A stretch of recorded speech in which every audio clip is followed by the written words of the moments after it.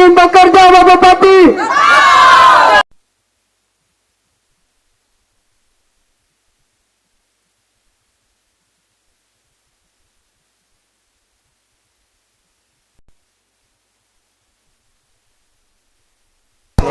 Jadi kami menuntut supaya kami bisa bekerja kembali dan anak istri kami bisa makan.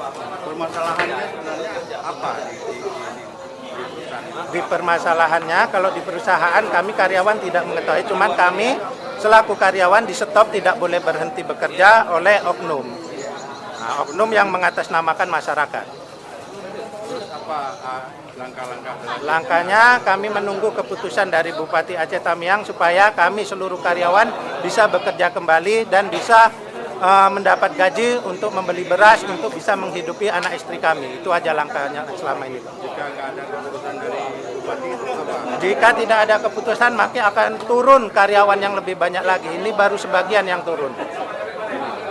Sudah tahu sebenarnya kemarin ditunda hari ini, kan begitu. Awalnya saya dengar informasi kemarin, tapi saya tidak ada wewenang untuk tanda tangan di situ. Bupati, wakil bupati, saya jauh di bawah.